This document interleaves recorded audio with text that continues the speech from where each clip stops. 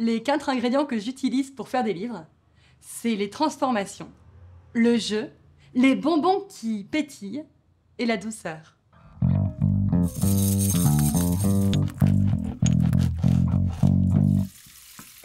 Mon premier ingrédient, c'est les transformations. Déjà pour moi, écrire c'est ça, c'est tu prends le réel et tu le transformes. Il y a les choses ordinaires et d'un coup tu y mets quelque chose qui fait que ça se transforme un peu. Souvent je parle de choses qui peuvent être difficiles, le deuil, la tristesse, les angoisses, le stress, etc. pour en faire autre chose, pour partir de ça. Il y a une sorte de processus un peu comme l'alchimie qui se passe, où les choses que tu vis, il faut bien les transformer pour en faire autre chose. Et quand on est autrice jeunesse, on a l'impression d'écrire pour des personnes qui sont en train de se transformer, pour des gens en construction, en train de s'inventer. Et c'est vrai que moi j'ai à cœur dans mes livres, surtout les romans ados, mais aussi même les livres pour les plus jeunes que je fais, de faire ça, de proposer des manières de vivre, des manières de voir, des possibilités, pour leur ouvrir des portes, pour leur créer des mondes, pour les transformer un peu.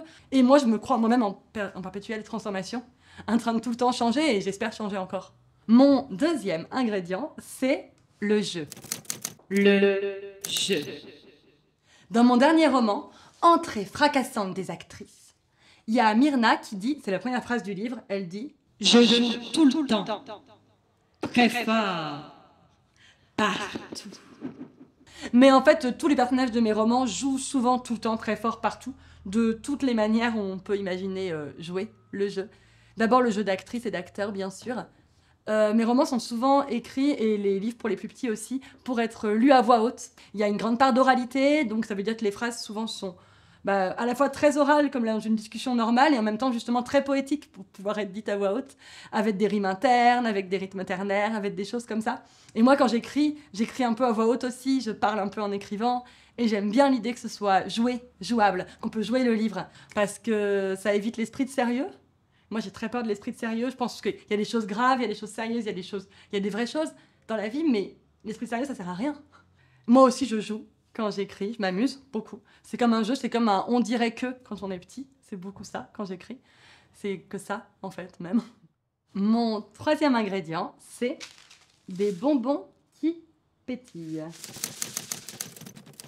Donc, c'est des bonbons qui pétillent. C'est un peu l'effet que j'essaye de faire quand j'écris. Une sorte de crépitement comme ça. Dans Entrée fracassante des actrices, c'est un livre qui est rempli de bonbons qui pétillent. En fait, c'est un peu comme si les deux héroïnes avaient avalé des bonbons qui pétillent et que ça changeait leur vie. Enfin, moi, je tiens vachement à ce que le livre soit truffé de petites blagues, de jeux de mots, de trucs amusants, de trucs qui font rire, et que finalement ça sautille partout, ça danse partout. L'idée en fait des bonbons qui pétillent comme ça, c'est quelque chose d'un coup qui te surprend. On est dans quelque chose d'ordinaire, quelque chose de banal, etc. Et d'un coup il y a un truc qui surprend, il y a un truc qui sort de l'ordinaire. L'humour, la danse, le jeu, les chansons, tout ce qui d'un coup, paf, ça explose. Et mon quatrième ingrédient, c'est la douceur. J'ai envie d'écrire des livres qui soient doux, qui soient rassurants, d'écrire des livres dans lesquels on a envie d'habiter, dans lesquels on a envie de se blottir, dans lesquels on a envie d'être bien, hein mon chat. Dans mes livres, j'essaie toujours de mettre ça, des transformations, du jeu, des bonbons qui crépitent et de la douceur.